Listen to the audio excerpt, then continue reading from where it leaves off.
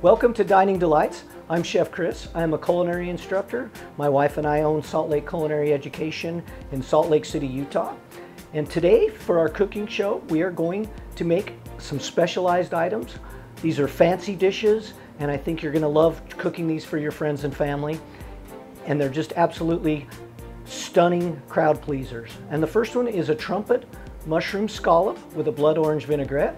We're going to do a pan-seared duck breast with a port reduction and some sauteed asparagus. And we're going to finish up with one of my favorite desserts, and that's a chocolate lava cake. Ooey gooey, delicious. It's sure to please everyone in your family, all your friends. Let's get cooking.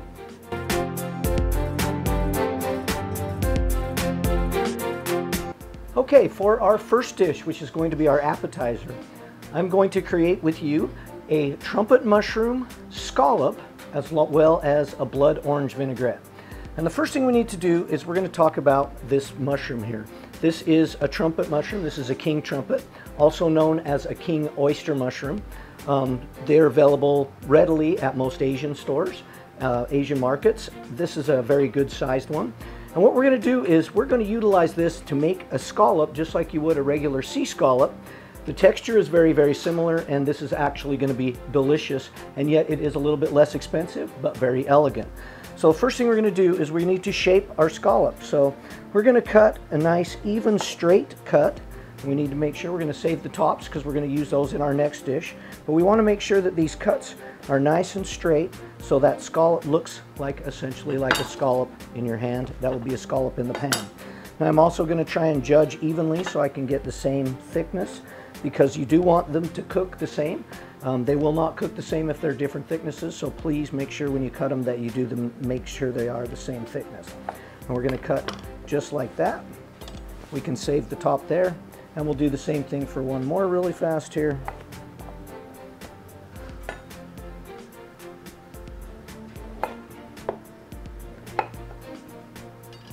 And we have our scallops ready to actually go into the pan. So what we need to do is to turn our pan on and get our pan warm. We're using cast iron today as it's going to add a nice sear to the outsides of these.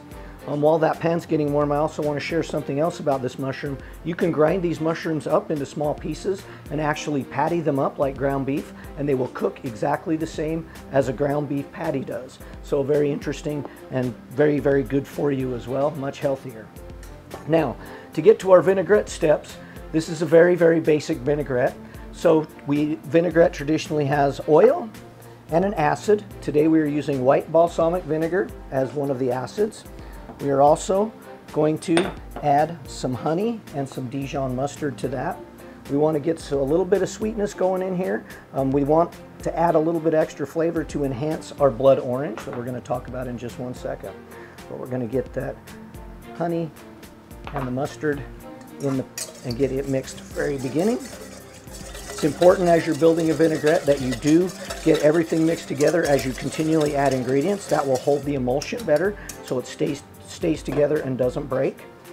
Now, the blood orange, this is a blood orange. It is also known as a raspberry orange. You can see some of them even grow where the color will change on the outside to a reddish color. Very, very pretty. They actually get their color from cold temperatures as the orange comes through harvest in the springtime. That cold temperature in the spring creates a blood orange. That's why they are very seasonal. And we'll cut this open and you can see inside. Look at that pretty color. That's absolutely beautiful. That's what we're going to put into our dressing. So we're going to juice some of that right in. Whoops. Just like this. And look at that color. Oh no. And we'll do one more. Just like that. And we'll toss those to the side. Now, we're going to mix in this vinaigrette, this juice right into the vinaigrette. Then we will start adding our oil very slowly and whisking very quickly to get that emulsion to come together, like this.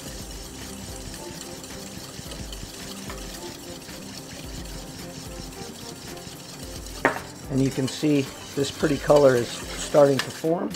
Gonna add a big pinch of salt and a big pinch of pepper. And now our vinaigrette is ready to go. And we can move on over to the stove and get our mushroom scallops in right here. And we'll start with nice canola oil, a high temperature oil. We want that smoke point to be really high on this because it needs to really sear off. And we are going to put these mushrooms pieces in just like this. And what we're trying to do is get them to become as brown as possible before we turn them over. And we want to make sure that we're getting a nice crust on the top, just like you would a traditional scallop. And it just takes a minute. And we'll add some salt right on the top to help draw some moisture out of those and help them cook faster.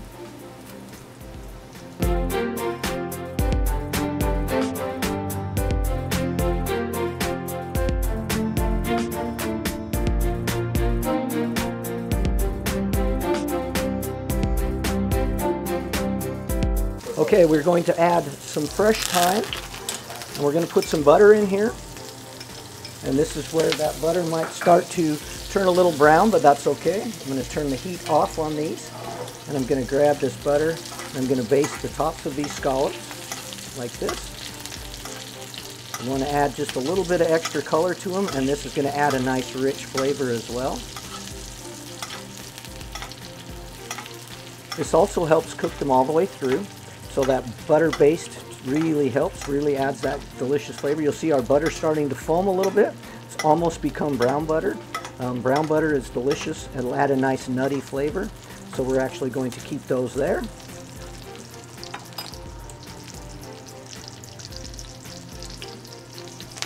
And we're just going to give these one more minute.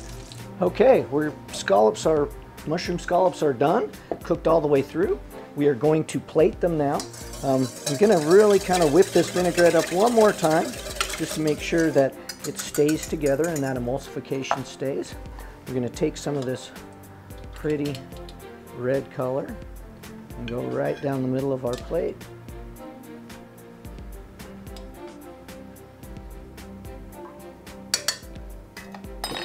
Then we'll grab our tongs and we're going to take our scallops and go 1,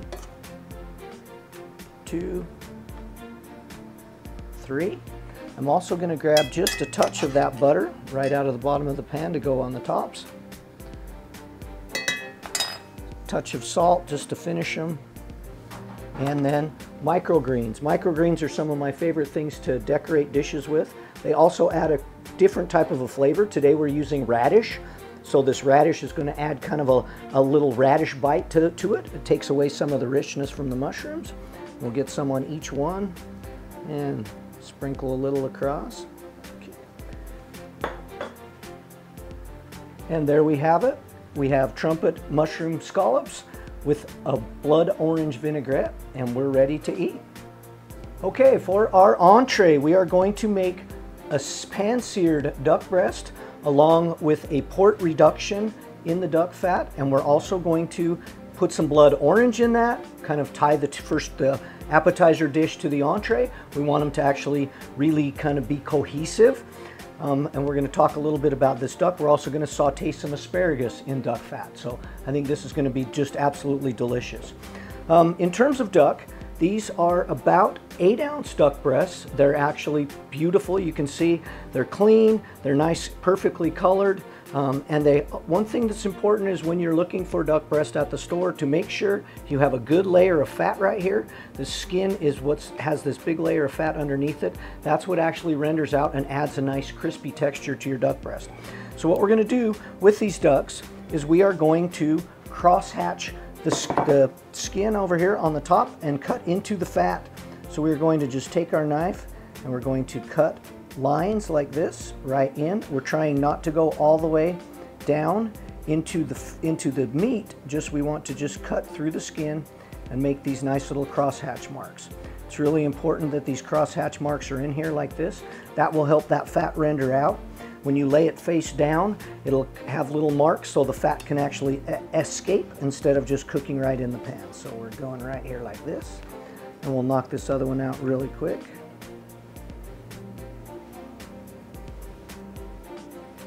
And you can see how thick each of these little cross hatches are and how much fat will actually render out. Just like this. Okay, now what we're going to do is I'm going to take a little bit of salt and just season the tops. Just like that. That's going to start to draw moisture out of this fat and help it render out quicker and also help it more fully render out. And then we're just going to take them and put them face down in a cold pan and turn the heat on for a couple of minutes to raise the temperature up. And it takes about 6 or 7 minutes and that fat will render down.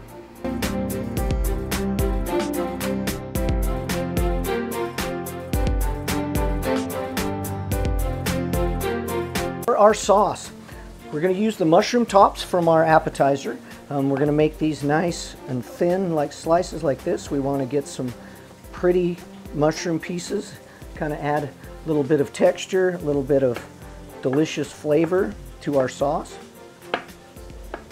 And that should be probably just about enough. Then we also need a shallot. Shallot is very interesting. Shallot is a cousin of onions and garlic. In fact, they are now they're closer cousins than ever before.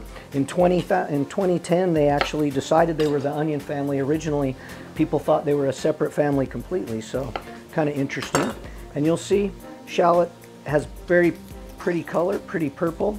I do like to take the outer layer off as well, just to take off and make sure there's no bruising to it. I think a lot of times stuff can get built up underneath as well, underneath that skin, especially when it's in the ground, so we want to make sure that it is just perfect like this. And then to cut our shallot, I'm just going to go right with the lines in terms of following those lines right on the shallot there. And this will help us mince it nice and fine. And you can see, just go the opposite direction like this and get that nice fine mince right there. So we will cut the other one.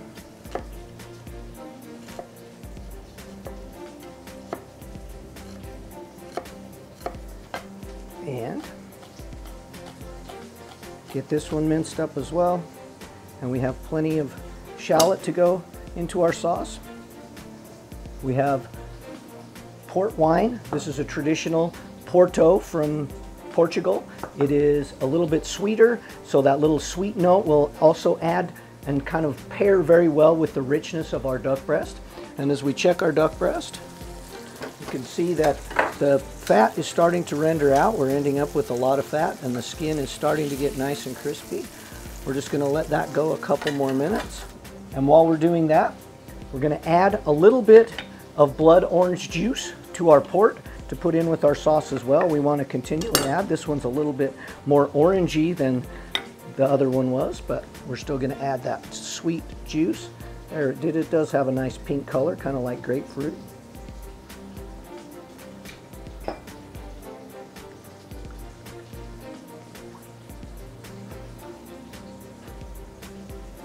Okay, so the components for the sauce are all ready right here. The next item we need to do is we need to prepare our asparagus. We are going to saute asparagus in some duck fat. So what we're going to do is trim these asparagus down. And a lot of people have questions, where do you choose where to cut the asparagus piece? You can see that there is some strands that go through right here. And we want to make sure that you don't get any of those weird strands. Those are kind of like chewing dental floss, so we don't want that. And then we're just going to kind of cut at a nice angle here. So they're all going to be the same. And we'll throw away those tough end pieces. And we'll get those ready to go right into that duck fat in the pan. And we'll check our duck one more time. Looks like it is ready to go into the oven. So we will take this and we're going to put it on a baking sheet and we're going to toss it right into the oven right here, like right on that top shelf. And we're going to finish this up to 130 degrees. So we're just going to let that go, and during that time we can actually start on our sauce. We're going to go in with our mushrooms first, right into that fat. Turn up the pan just a touch. We're going to add our shallots. And we're going to add a big pinch of salt. And that will start to reduce and cook down just a touch. And then we'll be ready to add our liquid in just a second. Okay, we're going to add the port and the blood orange juice to our pan now. And we're going to let this reduce. And we want this to reduce to just a couple of tablespoons, and you can see that pretty color, that beautiful red that's going to go along with our duck. I also went ahead and took some of that duck fat and put it in a pan in the back that we're going to use for our asparagus. So we'll have duck fat asparagus and duck fat in our sauce, as well as duck on the dish. So that's going to be absolutely delicious. While this is rendering down, we are going to talk about the blood orange again, and we're going to supreme the blood orange. Now, supreming is we are going to take all of the peel off. So we're going to start to take the peel off. And this one has got a very pretty color. Looks like it's got some splotches of red in it, so this is going to be very attractive. And what we do is take all of this skin off down to the pith, all the way off the outside edges of the orange. What we want is these pretty segments inside. So we are going to cut those segments out individually to put on our plate. This will add a nice fresh flavor and a nice sweet note. Blood oranges do have kind of a sweet and tangy flavor, so they are going to add a sweet and tangy note, and it's going to be a little bit texturally different than the duck too, just based on how orange texture is compared to that. So we're going to enjoy multiple textures on our plate. Going to find one of those little pieces of segment skin and go right next to it. And we're just going to cut out our segments just like this, and we're going to do the next one. So we don't want any of that bitter pieces of connective tissue where it's between the segments. We want just that beautiful orange pulp right from the center. So we just cut right into them.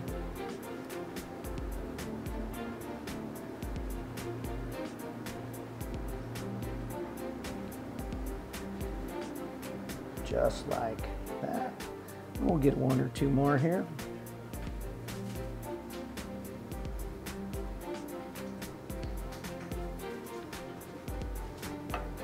And go in the back and check our sauce.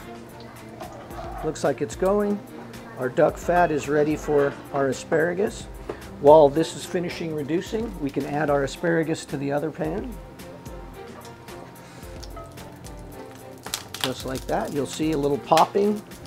We're actually only frying these. We're literally sauteing them in that duck fat just to add a little bit of extra flavor. Add a little bit of salt. We're going to put some more salt into our dish as well, into our sauce.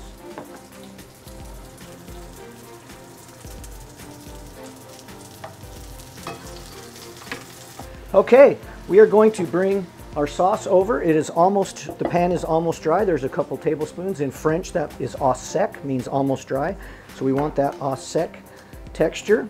We're going to add a little bit of butter, and just to richen up this sauce, like there wasn't enough fat in it already. The little butter gives it another rich note and really will pair well with the fruit. Give it kind of a sweet and rich bite. We're going to grab our asparagus and set it here. And then lastly, our duck is ready. And it is even rendered a little bit more as well. Let's see. Set this back for a second. Take our duck breast, and we'll start with one of them. And you can see that skin is nice and crispy. That fat is mostly rendered off. We're going to slice our duck.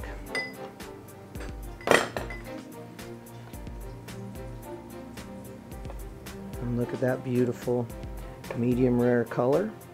It is important when you slice it that you slice it nice and thin, and keep the slices in the same order all the time, because when you plate, you want them to all be exactly the same in their exact same position so that they look really nice on the plate. So what we're going to do, get our duck right there, ready to go down. We'll take some sauce.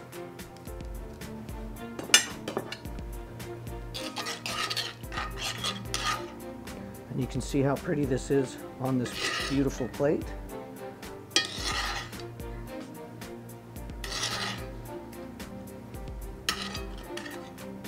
We'll get our sauce down. Then we will take our duck. We'll start with part of it, go on this side, lay it across. Again, in the order with which they were cut. Put that one right in the middle. Beautiful. We'll add our asparagus to this.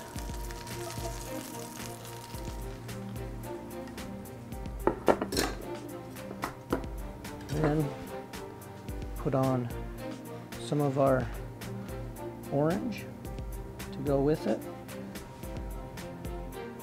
And top with some more microgreens. And there you have it. Pan-seared duck breast with a port reduction and blood oranges with sauteed asparagus.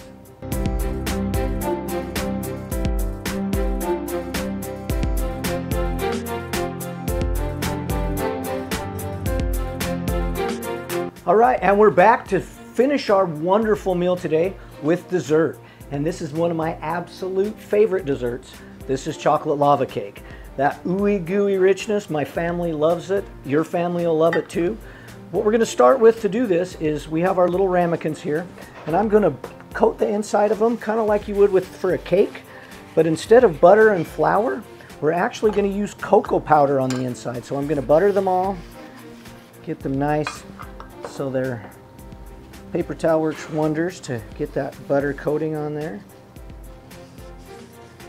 Keeps your hands nice and clean. And we're going to get all of them buttered nicely, just like that. Now, cocoa powder, I like to put it right in a heavy amount and put it in and then turn kind of like this to get a really, really good coverage and coated, and then dump it into the next one. And we'll do the same thing. And we'll go through all 4 of these. It is really important that they're covered well because you want this lava cake to come out, and you don't want any of the chocolate stuck in there. You want it to come out so it's one big beautiful lava cake at the end. And we'll hurry and get this last one done. Touch more chocolate.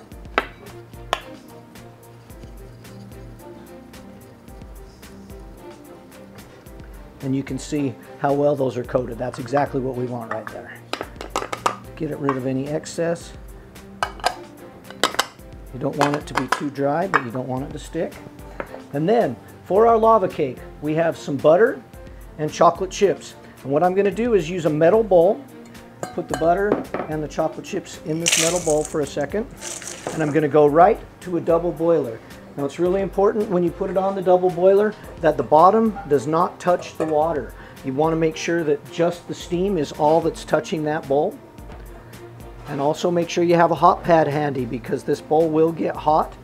You can use some tempered glasses or designed for this, but I don't recommend using glass in a double boiler ever because sometimes they do actually break. Now we're going to use some other components as well. We're going to use eggs. We're going to do 2 whole eggs, and then we're also going to do 2 just egg yolks. And we want to get them separate into another bowl to start with here. And this is really important because what we're going to do is get these eggs themselves broken down and into a nice texture that will go into the batter. They need to be nice and smooth, and I'll show you exactly what that is, and ribbony, and I'll also show you a trick to get that way by doing, okay, we've got our yolks. Now, the salt that goes in the dish, I'm going to put in with the eggs, and now I'm going to start to mix the eggs. And what we want is a nice ribbon that flows. That's not a ribbon, so it's not mixed yet. You want to make sure that it becomes a nice flowy ribbon of eggs. See how much different it's getting? That ribbon will make everything bind better together, and it also helps the texture of the batter itself. You don't want to have any albumin and yolk that aren't mixed together. They all have to be beautiful and mixed together. So it's hard to believe that something as easy as scrambling eggs can actually have such an impact on your overall dish. So we're going to get that going. We're going to check on our chocolate and butter. They're starting to melt.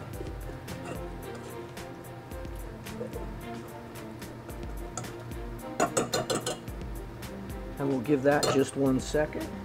Okay, we'll pull our chocolate off. It is all mixed together now. Very nice, very smooth. The butter and the chocolate have come together, which is good. Now, before we add our eggs, we want to add our dry ingredients. The first one being some flour, and this is a very minimal amount of flour. It's about 1/4 cup in this batch, and we're going to mix it in. Part of the reason why we're adding in our dry ingredients first is because we want this batter to start to cool down before we put our eggs in it. So we got the flour. Now we're going to use confectioner sugar. Standard powdered sugar is what we're going to use as the sweetening agent. Every type of cake uses some kind of sugar. This one actually holds everything together a little better, and it's very, very smooth. I think it really helps the way the texture of this cake is by using powdered sugar versus granulated sugar.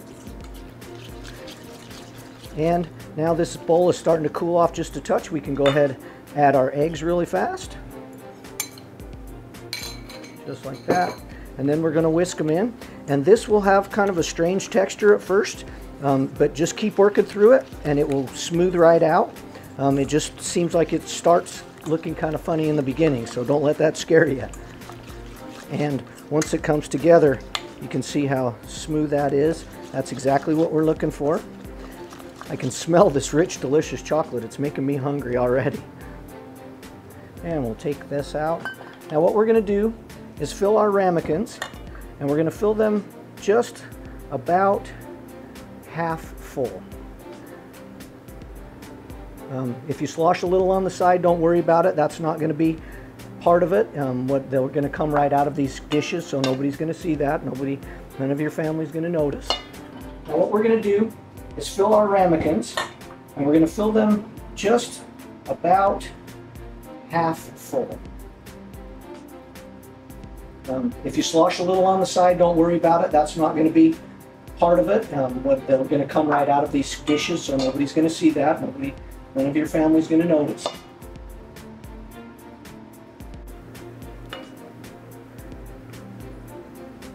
And we're almost there. And this will make 4 good size lava cakes, so enough for a family. You can actually double the recipe too. It does double just fine if you need to. And this one we can just pour right in.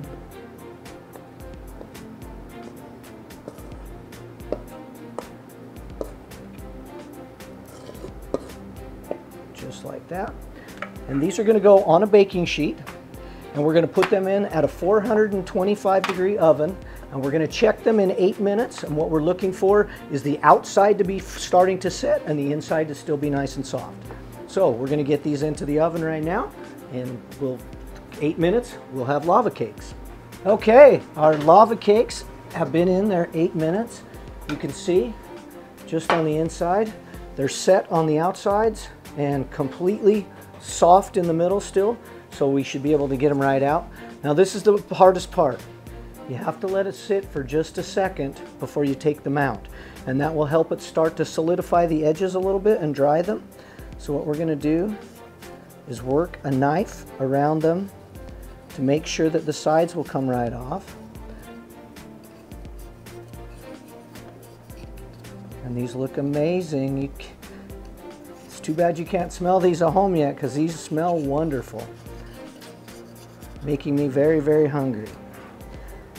Okay, and I think this one is just about ready to go here.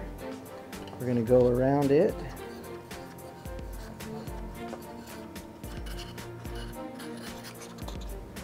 Okay, now here's a little trick.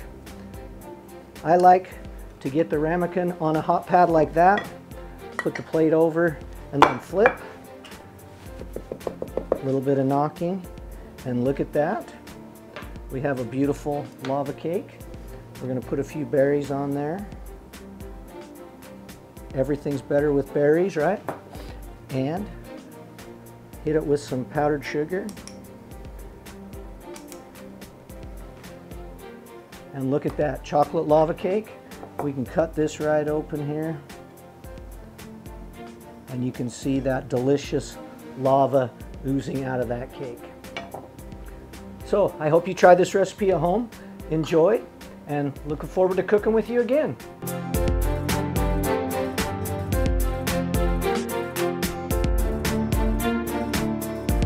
Well, thank you for watching. We completed our dishes, 3 dishes today. We have our trumpet mushroom scallops with a blood orange vinaigrette. We made a chocolate lava cake for dessert, and the star of our day, our pan-seared duck breast with port reduction and this fine blood orange sauce as well. If you'd like to get these recipes, and you can follow me at Chef Christopher_SLC on Instagram, or look us up at sliceutah.com. We have lots of great cooking tips. You can see other cooking classes, and I look forward to cooking with you soon.